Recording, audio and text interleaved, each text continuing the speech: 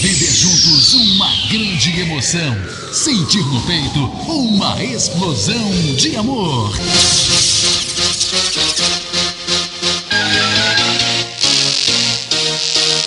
Está entrando no ar, na Catedral FM. Deus é 10. Com o Padre Jordão.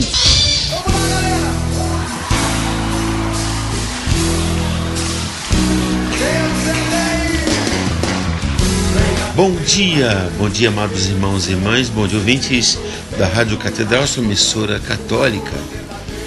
Irmãos e irmãs, vamos caçar nossa Bíblia perdida. Caçadores da Bíblia Perdida.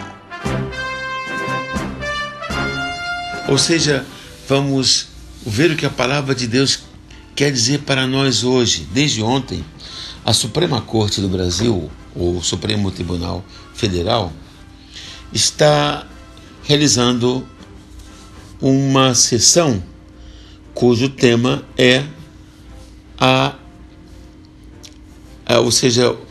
constitucionalidade acerca de se as igrejas são essenciais ou se os serviços religiosos, mesmo em tempo de pandemia, seriam considerados essenciais. Se a fé tem uma dimensão realmente pública ou ela pode ser meramente exercida no campo privado. Nós sabemos que essa é uma discussão antiga. Já há 100 anos, isso veio muito à baila quando da chamada separação entre igreja e Estado, que já começa na chamada Guerra dos 100 Anos.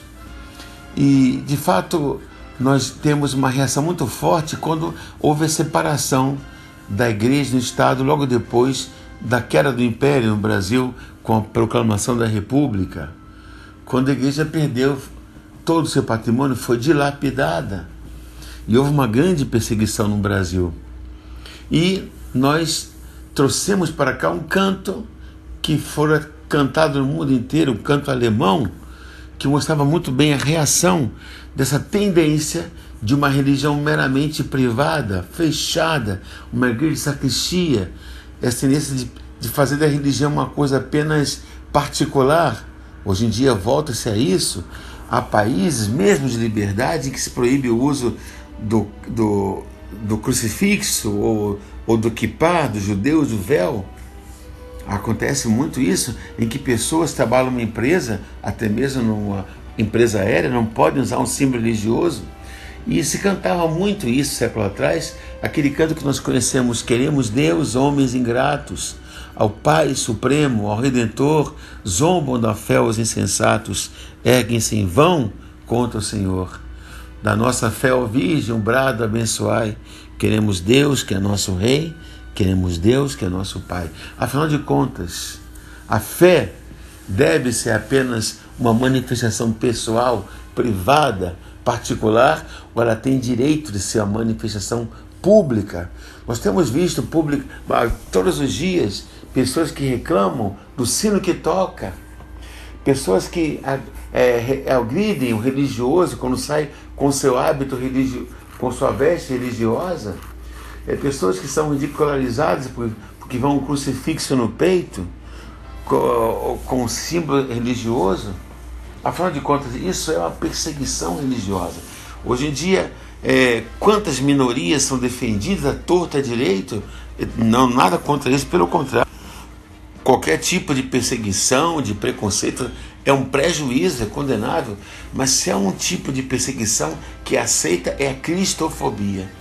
Os cristãos são profundamente perseguidos. E contra isso ninguém se levanta. É o grupo religioso mais perseguido, mais martirizado no mundo. E ninguém se levanta contra isso. E agora a gente vê esse debate que denota muito bem essa perseguição, que nos faz ver mais uma vez, uma mudança de época, de mentalidade. E eu queria ler para vocês um artigo de um português que fala diferença abissal civilizacional entre a pandemia de 18 e de 2019. É de Pedro Cindy. Começa a ler agora. A irmã Lúcia narra em suas memórias como foi a pandemia de 1918, a pneumônica ou gripe espanhola. A leitura dessa descrição mostra-nos a diferença civilizacional que existe quando vemos a reação do mundo à pandemia do Covid-19, o vírus chinês. Comecemos pelo incerto das memórias de irmã Lúcia. Abre aspas. A epidemia pneumônica de 18 atingiu quase toda a gente. Irmã Lúcia que fala. A mãe e minha irmã Glória andavam de casa em casa a tratar os doentes. Um dia o tio Marto foi avisar meu pai de que não deixasse a mãe nem as filhas andar pela casa dos doentes a tratá-los, porque era uma epidemia que contagiava e podíamos também nós ficar doentes. À noite, o pai, ao chegar à casa, proibiu a mãe e os filhos de irem às casas dos doentes para tratá-los. A mãe escutou em silêncio tudo o que o pai disse e depois respondeu. Olha, tu tens razão, é mesmo assim como tu dizes. Mas olha lá aquela gente sem ter em quem lhes chegue um copo d'água. O melhor seria que viesses tu comigo e vias o que pessoas estão, e se nós podemos deixá-las assim abandonados. E apontando para uma grande panela que tinha pendurada na corrente na chaminé, sob o braseiro da lareira, ela disse: Vês essa panela? Está cheia de galinhas. Algumas nem são nossas. Trouxe-as da casa dos doentes, que as nossas não chegavam para tudo. Está a ferver para fazer caldos. E já tenho aí as panelinhas que trouxe de suas casas, para lhes levar. Se tu quisesses vir comigo, ajudava-me a levar as cestas com as panelas dos caldos, e ao mesmo tempo vias e resolvíamos como se há de fazer. E o pai aceitou. Encheram-se as panelas de caldo, e lá foram os dois, cada um com 2 cestas, uma em cada mão. Daí a pouco volta o pai com o bebê no bercinho, e disse para minha irmã Glória e para mim: Tomai conta do menino, os pais estão os dois de cama com febre e não podem olhar por ele. Voltou a sair e daí a pouco regressou com as 2 crianças, que já andavam, mas ainda não podiam valer-se, e disse: Tomai conta de mais estas 2, que não fazem senão chorar à volta da cama dos pais, e eles estão com febre e não podem entendê-las. E assim trouxe mais. Não me lembro quantas. No dia seguinte vieram dizer que também em casa da tia Olímpia estavam todos em cama com febre. Os meus pais lá foram também tratá-los. Aí, na ocasião, melhoraram todos, mas 4 ficaram sempre com algumas décimas de febre que os foram minando, e um após o outro, em pouco tempo, morreram 4, o Francisco, a Jacinta, a Florinda e a Teresa. Nesses dias, meus pais não fizeram outra coisa mais que andar de casa em casa e tratar os doentes. O pai, com o meu irmão, Manuel, tratavam também os animais que estavam nos currais a gritar com fome, e tiravam leite para se dar aos doentes e às crianças. Foi tão grande a necessidade que meus pais não hesitaram em deixar-me ir focar algumas noites em casa de uma viúva que vivia só com um filho, que estava tuberculoso no último grau, para que ela pudesse descansar, sabendo que tinha ali uma criança de 11 anos que chegasse ao filho um copo de água ou uma tigelinha de caldo, ou a chamasse se precisasse de outra coisa. Também advertiram meu pai de que era temerário deixar-me ir a essa casa porque podia contagiar-me, mas o pai respondeu: Não há de Deus pagar-me com o mal o bem que eu faço por ele. E assim aconteceu.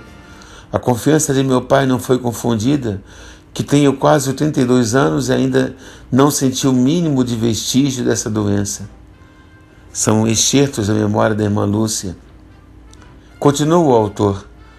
O que vemos neste magnífico trecho é muito simples: a cristandade.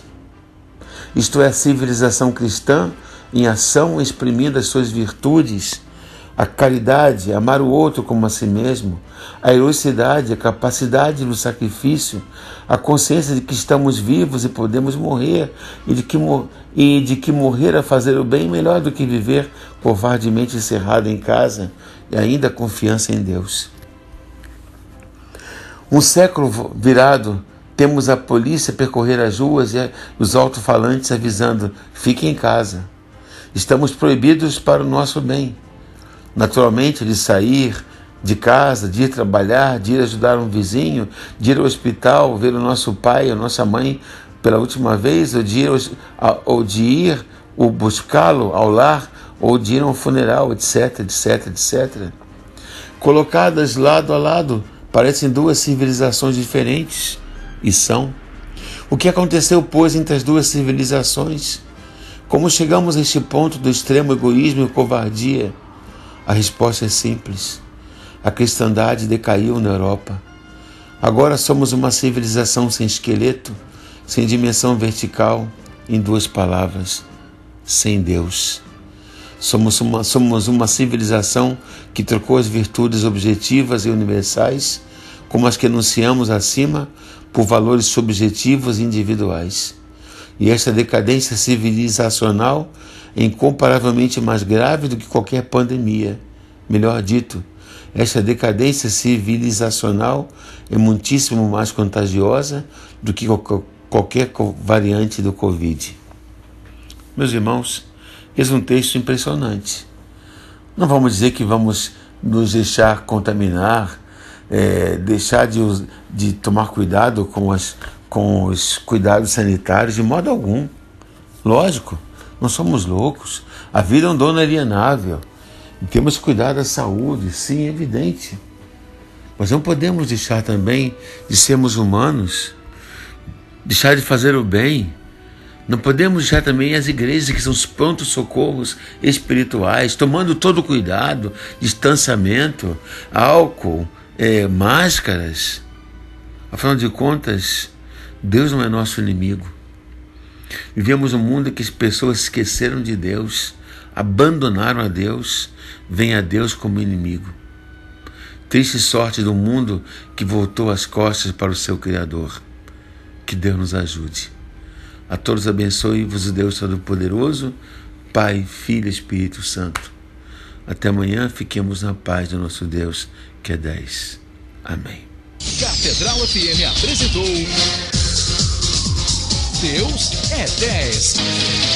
Com Padre Jorjão, Deus é 10.